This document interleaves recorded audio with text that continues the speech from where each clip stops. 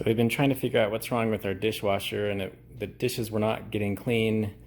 We tested it several times. We took all the dishes out. We ran it several cycles. We put vinegar in through it to try to clear up any hard water deposits. We did a lot of things. We changed the soap. We figured out that the water will pump into the dishwasher just fine, and the water will also pump out of the dishwasher just fine. But the dishwasher will not run properly. It doesn't. The spin arms don't spin, and there's no water running through the dishwasher when it's supposed to be washing. So we think it's the circulation pump that circulates water within the dishwasher that is broken, because there's three pumps in a dishwasher. There's two pumps actually. There's one pump. One pump is the main circulation pump that once you have water in the dishwasher, so water fills up in the bottom of the dishwasher. So we're trying to figure out if this circulation pump is the main problem, because water's pumping in through here. So this is just a solenoid valve that controls water going into the dishwasher down here, and this is the main water line comes in right here and connects to this solenoid, which is just like a valve that opens and shuts, like an electric valve that opens and shuts, and it's working just fine because water will flow into there. We even disconnected this and made sure there's no debris blocking it. We have good strong water pressure and hot water coming in, so we know that's not the problem. We know there's good hot water and water pressure coming in, and that solenoid valve will open and allow water to go into the dishwasher, so that's not the problem.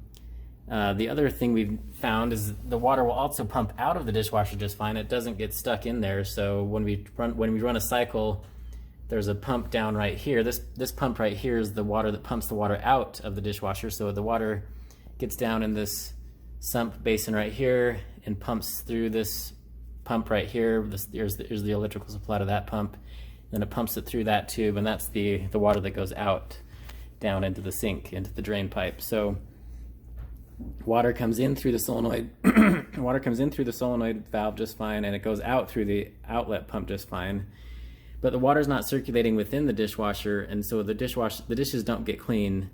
We've also found that the heater works, because when you open the dishwasher, it's hot inside because the heating element works, and there's been water in there, but it hasn't circulated, it hasn't sprayed off the dishes, and the soap has not been distributed onto the dishes, nor have the dishes been washed by the spray arms.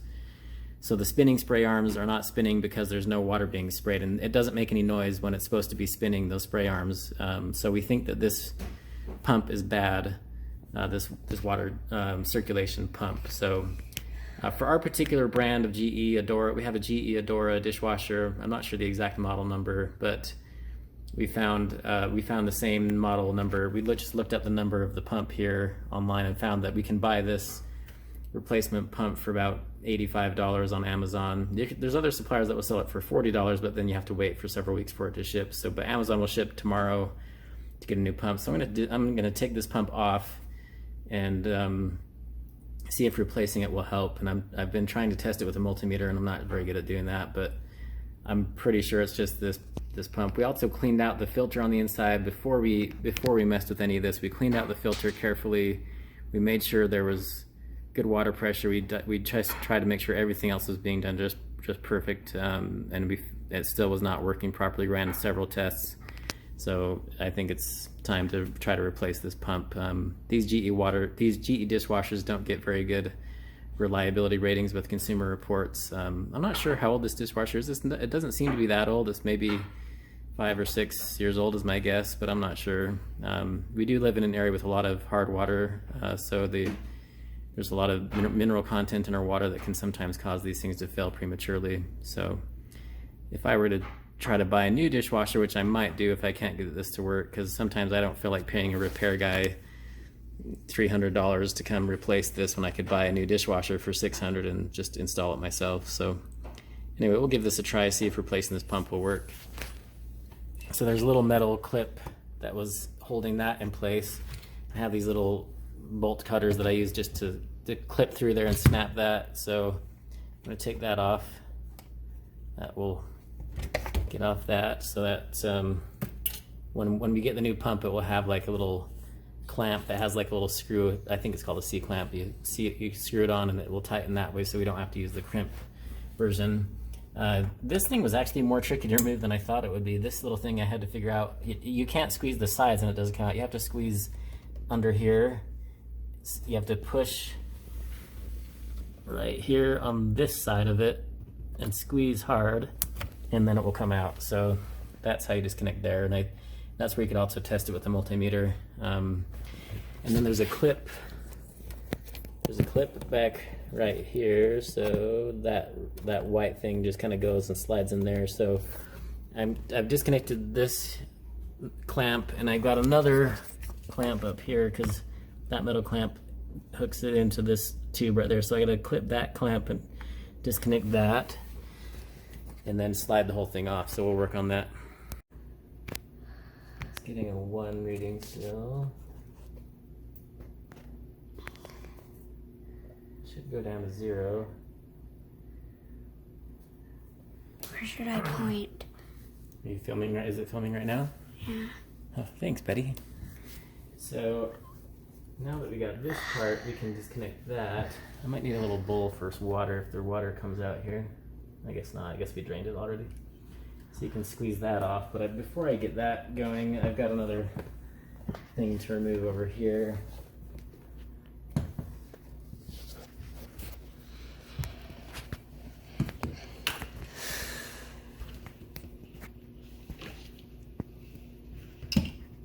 That's going to be the tricky one because it's back behind everything.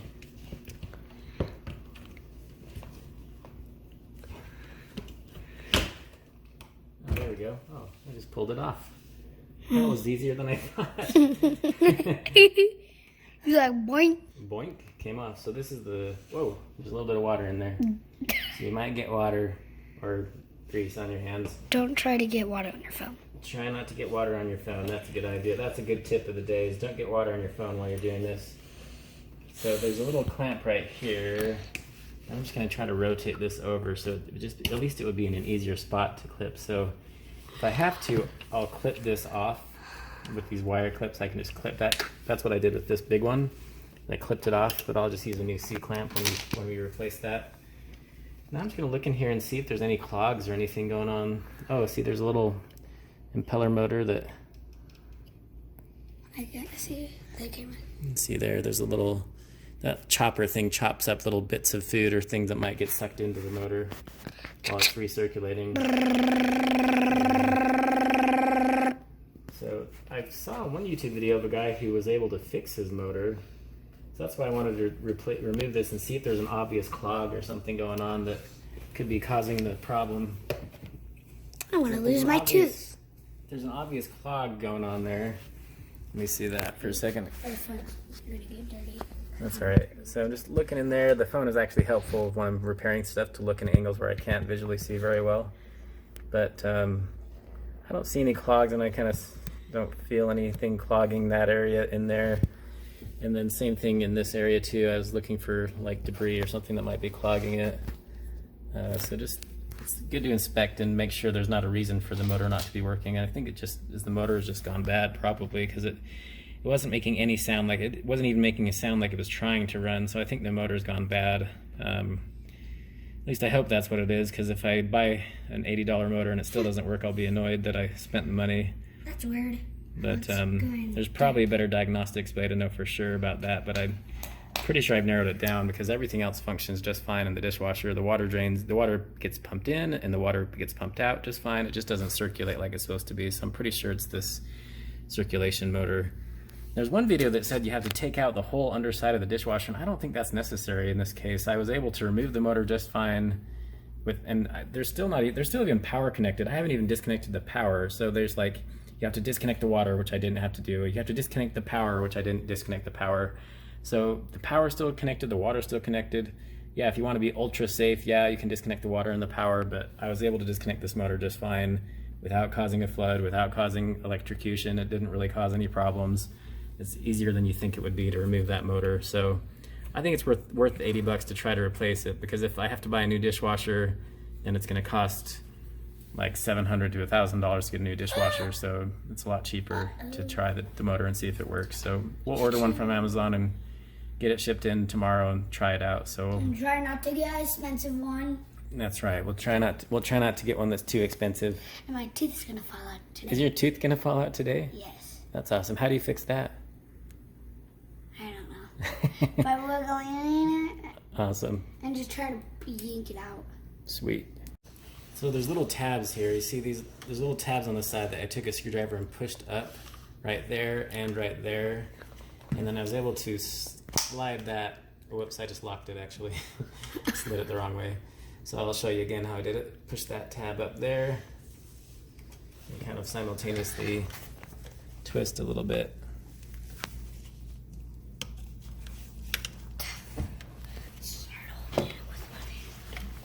Don't do it with one hand then.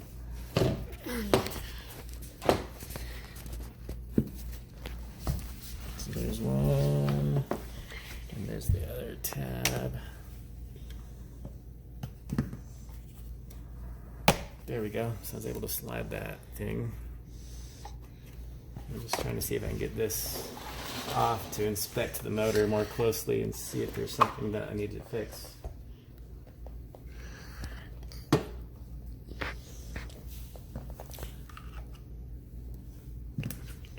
There's that spinner part there. Water comes in and spins around. What happens if that was turned on, Dad? Will it cut my finger? It could cut your finger, yeah. There's a sharp little blade there that spins. No, like right here. No, this part. Well, if it's spinning really fast, even the plastic could cut your finger, yeah, sure. Yeah, that's what I was talking about. Yeah. So if I want to get really crazy, I can try to disassemble the motor. I took off this top part. It's just kind of making black dust everywhere, which I don't know if that's a bad sign, but anyway, I need to get a rag. This thing's making a mess. I'm ready. Should I pause it? It's starting. So I'm just using the paper towel to clean these areas here, make sure everything's nice and debris free and clean so that when we do get the new pump in, it will not get clogged or broken again. So over here it's creating a lot of black dust everywhere, which maybe that's a sign that the motor had gone bad. I'm just cleaning that up. Thank you. Push stop now.